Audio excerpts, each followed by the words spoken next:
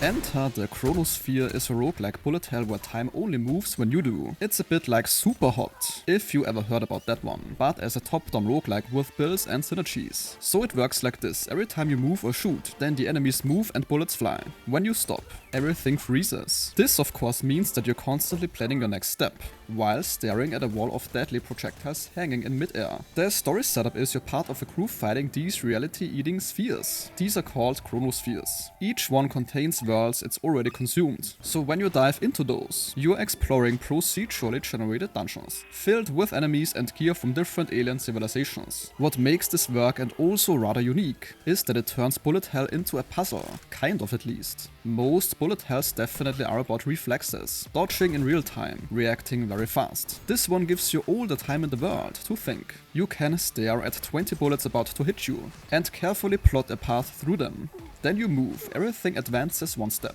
and you freeze again to reassess. It's more strategic instead of twitchy. Now the weapon arsenal here is very strong, and is also where things get a bit ridiculous. Over 100 guns with completely different mechanics. Bouncing bullets, piercing shots that go through walls, a whirly-gun where the bullet comes back to you, grenades you can trickshot around corners, a goddamned microwave that literally cooks enemies, kunai that deflect bullets. You can see it has a lot. And it also is creative. And then additionally, weapon mods stack on top. Burning effects, bullets that drill through walls, automatic reload on weapons web, toxic pools. This game wants you to break it with synergies. It is not afraid.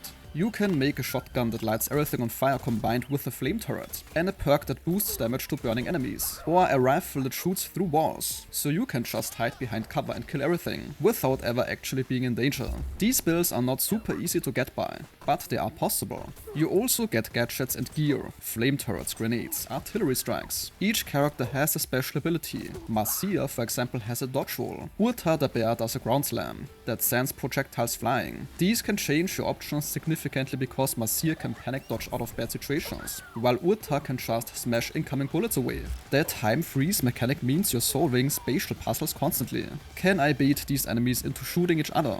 If I throw this grenade here and move there, will the explosion clear the room? You really do have to read the situation right and execute your plan.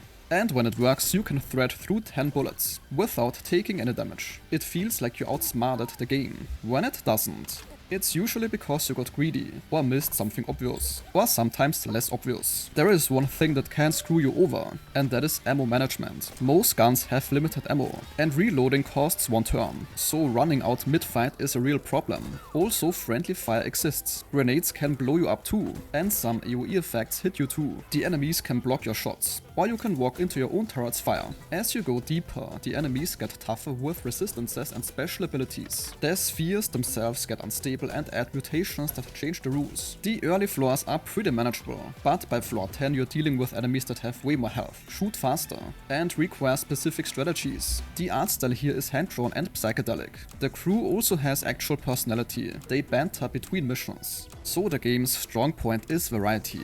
It comes from how different weapons completely change your approach. A piercing rifle lets you play like a coward and snipe through walls, while grenades force you to think about angles and bounce physics. The game's early access content includes 5 biomes, 3 characters, and a decent amount of content already. Over 100 weapons, 100 items, 60 enemy types, weapon mods, missions, and a whole progression system. It is also planned to get regular updates, and there is supposedly more characters and biomes coming.